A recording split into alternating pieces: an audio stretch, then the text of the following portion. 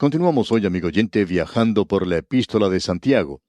Cuando comenzamos a estudiar el capítulo 4 de esta epístola, en nuestro programa anterior, el tema que encontramos fue la vaciedad y la insipidez de la mundanalidad.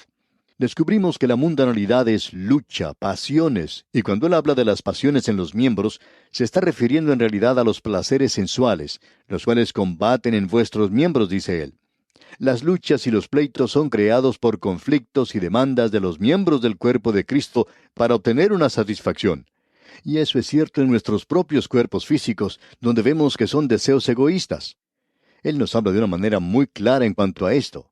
Es una alianza de guerras. Y este espíritu de lucha es mundanalidad. Esto no es algo cristiano, no es un actuar cristiano. Los deseos deberían ser llevados en oración al Señor para que Él los satisfaga o los niegue, o los purifique, y para aceptarlo de parte de Él. Quisiéramos compartir algo con usted, amigo oyente, que ya hemos compartido anteriormente. Se trata de algo que debemos incorporar a nuestra propia vida de oración. ¿Cuál es la cura para la mundanalidad? Primordialmente es la oración. Es, por tanto, la fe en Dios. Juan nos dice esto de la siguiente manera: y esta es la victoria que ha vencido al mundo, nuestra fe. Es confiar absolutamente en Dios, dirigiéndonos a Él en oración y entregándole a Él aquello que se encuentra en nuestro corazón. Y cuando uno descubre que allí hay luchas y envidias, entonces debemos hablar con Él en cuanto a esto. Muchos de nosotros nos dirigimos al Señor y le decimos lo buenos que somos, y porque hemos sido muchachitos y muchachitas buenos, y porque hemos ido a la escuela dominical, bueno, Él debería darnos algún premio por eso. Hablemos honradamente con Él y digámosle las cosas tal cual son. Escucha ahora lo que vamos a presentarle, algo que fue escrito hace muchos años por ese místico y escritor francés llamado Fenelón. Él vivió entre los años 1651 y 1715. Y él dijo: cuéntale a Dios todo lo que hay en tu corazón, así como cuando uno desahoga su corazón hablando de sus placeres y dolores con un amigo querido. Cuéntele al Señor tus problemas para que Él pueda consolarte. Cuéntale al Señor tus gozos para que Él pueda elevarse contigo. Cuéntale a Él tus deseos para que Él los pueda purificar. Cuéntale a Él las cosas que no te gustan para que Él pueda ayudarte a conquistarlas. Cuéntale a Él de tus tentaciones para que Él pueda protegerte de ellas. Muéstrale a Él las heridas de tu corazón para que Él las pueda sanar. Muéstrale tu indiferencia a lo bueno, tu deseo depravado por el mal, tu inestabilidad. Cuéntale a Él cómo el amor propio te hace injusto para con los demás, cómo la vanidad te tienta para que no seas sincero, de cómo el orgullo te hace disfrazarte ante los demás. Si derramas de esta manera todas tus debilidades, tus necesidades, todos tus problemas, no habrá falta de algo que decir. Nunca uno acabará con ese tema. Siempre se renovará continuamente. La gente que no tiene secretos del uno para con el otro, nunca están buscando de qué hablar. No es necesario que pesen sus palabras, porque no hay nada que ocultar. Y tampoco buscan algo que decir. Ellos hablan de la abundancia de su corazón, sin considerar lo que piensan. Benditos son aquellos que pueden entrar en una relación tan familiar, sin reservas, con Dios. Hasta aquí las palabras de Fenelón. El autor de estos estudios bíblicos, el doctor J. Vernon McGee, contaba que en cierta ocasión él estuvo enfermo, y esto le dio a él la oportunidad para pasar más tiempo en su hogar que lo que acostumbraba. Eso le permitió a él y a su esposa poder conversar mucho más tiempo de lo que habían hecho hasta ese entonces, porque ahora se encontraban en el hogar por un período más largo de tiempo del que habían tenido desde el momento en que se habían casado. Él decía que desde el momento cuando se casaron, él tuvo que ir a buscar trabajo, y desde ese primer día nunca se habían detenido en su andar, y que había algunas cosas de las cuales necesitaban hablar, porque uno puede crear malentendidos. Él dice que tuvo conversaciones maravillosas con su esposa, y que hablaron claramente de todas las cosas que se presentaron. Fue una experiencia realmente maravillosa, y él le dijo a su esposa: querida, esto es mucho más hermoso que lo que fue nuestra luna de miel. Pues bien, esa es la relación que uno debe tener con Dios, amigo oyente. Después de haber leído lo que dijo ese escritor francés, creemos que uno puede llegar a la conclusión de que le va a decir todo al Señor Jesucristo. Amigo oyente, uno puede hablar con Él de tal manera que si el Señor hablara con las autoridades y contara todo lo que uno le dice, quizá lo envían a la cárcel a uno, porque Él comprende, Él conoce todo y Él ha perdonado. Y uno le puede decir a Él todo, absolutamente todo. Eso es lo único en este mundo que puede sacar la envidia, los celos y las luchas del corazón de uno. Él puede quitar esa inquietud que uno tiene, y no es necesario que uno vaya a un psiquiatra. Lo único que el psiquiatra hace es cambiar el problema de uno de un lado para otro. Lo que uno necesita, amigo oyente, es librarse de ese problema. Y por cierto que podemos ir al Señor Jesucristo y contarle todo lo que tenemos. Eso es lo que Él está diciendo aquí, que es la solución para esas cosas. Esa es la razón por la cual usted y yo oramos. Pero muchas veces nosotros oramos con propósitos egoístas. Y eso es lo que nos dice aquí, para satisfacer nuestros propios deseos. Y luego estamos dispuestos a llegar a ciertos acuerdos con el mundo para poder obtener nuestros propósitos. Y Él nos llama a nosotros adúlteros y adúlteras. Dice que la amistad con el mundo es enemistad con Dios. Es por eso que no conviene unirse a los diferentes clubes que existen en este mundo. No es necesario hacer eso aunque se lo pidan a uno. ¿Y sabe por qué, amigo oyente? Bueno, porque uno puede encontrar tanta mundanalidad en la iglesia que no es necesario entonces unirse a una organización mundana. Ahora escuchemos lo que Santiago dice en el versículo 5 del capítulo 4 de su epístola. ¿O pensáis que la Escritura dice en vano, el Espíritu que Él ha hecho morar en nosotros nos anhela celosamente? ¿Qué es lo que estamos tratando de hacer? ¿Engañarnos a nosotros mismos de que somos personas muy buenas y que no existe nada de envidia o celos en nuestros corazones? Cierta señora dijo en una ocasión, bueno, yo tengo un esposo maravilloso, y él no está celoso de mí. Amigo oyente, quiero que usted sepa que algo anda mal si el esposo no tiene celos de su esposa. Tiene que ser de esa manera. Dios dice que Él está celoso de nosotros también. Ahora, ¿qué podemos decir de los celos equivocados? Que uno se sienta celoso si no ha sido elegido a cierta comisión, o que uno no fue reconocido como debía haberlo sido en la iglesia, y que nosotros hemos causado problemas y luchas con la lengua nuestra. Amigo oyente, ¿por qué no se dirige al Señor Jesucristo y le dice a Él sus problemas? ¿Por qué no le cuenta a Él todo lo que le ocurre? Esa es la solución a su problema, amigo oyente. Ahora Santiago tiene algo más que decir aquí en el versículo 6 de este capítulo 4. Pero Él da mayor gracia. Por esto dice, Dios resiste a los soberbios y da gracia a los humildes. Nosotros lo hemos dicho una y otra vez. Dios está sobrecargado de gracia. Usted y yo no sabemos cuánta gracia Él tiene para con nosotros. Él tiene una abundancia de gracia tremenda.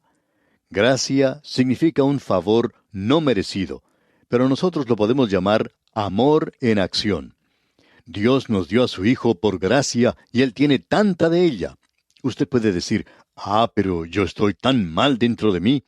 Amigo oyente, diríjase al Señor y dígale todo lo que anda mal dentro de usted y pídale gracia a Él, que Él le dará su gracia.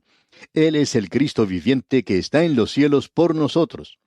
Y hay algo más que está de nuestro lado. Leamos el versículo 7 ahora. Someteos pues a Dios, resistid al diablo, y huirá de vosotros. Si usted tiene que ir a visitar al médico, usted tiene que someterse a él. Cuando usted se encuentra enfermo, el médico le da una receta para algunas medicinas.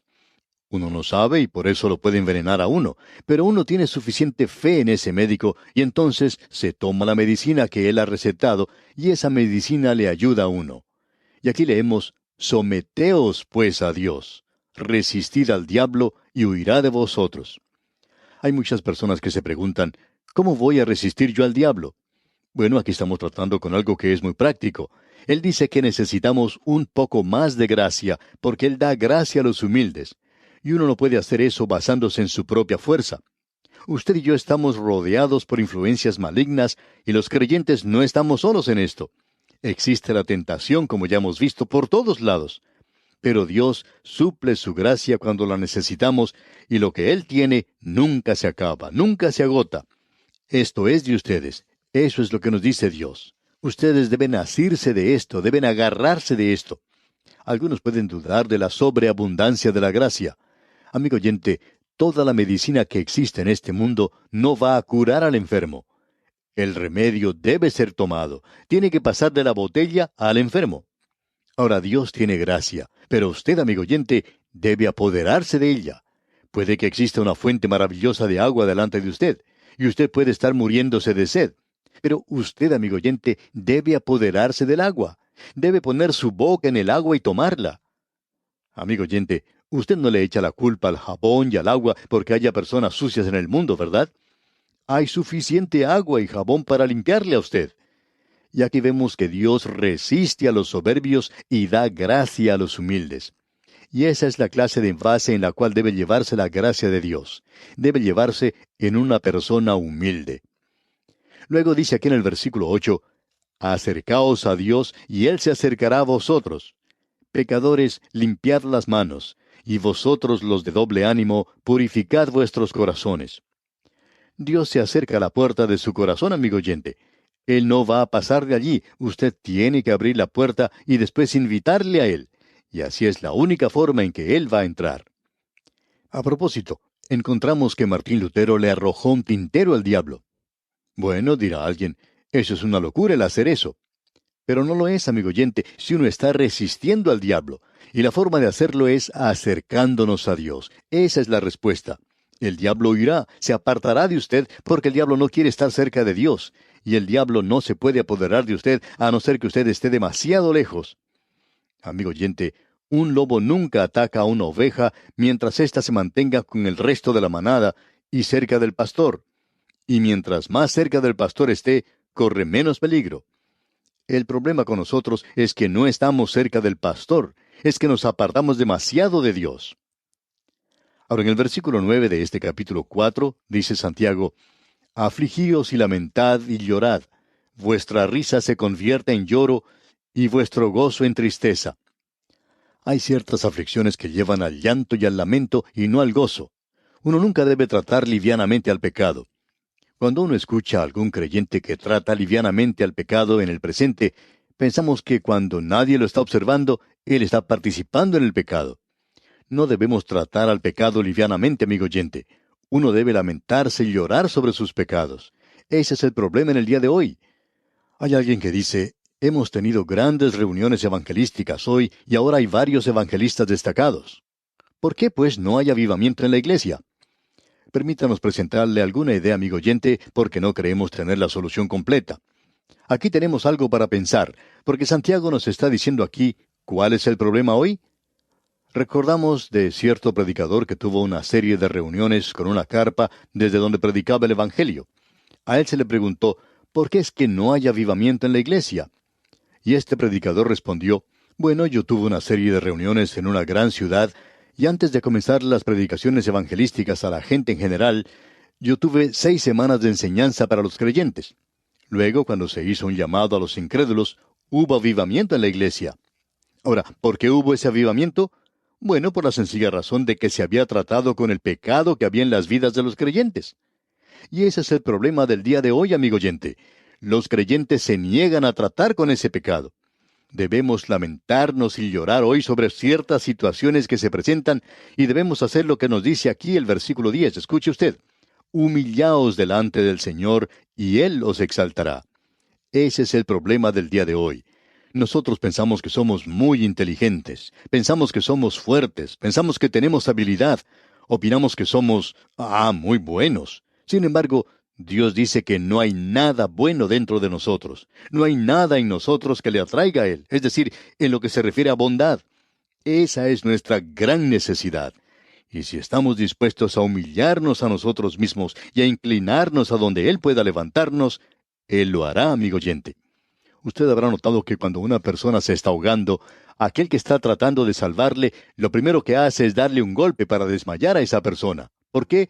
Porque esa persona está luchando demasiado. Y si continúa luchando, puede ahogar también a la persona que está tratando de salvarle.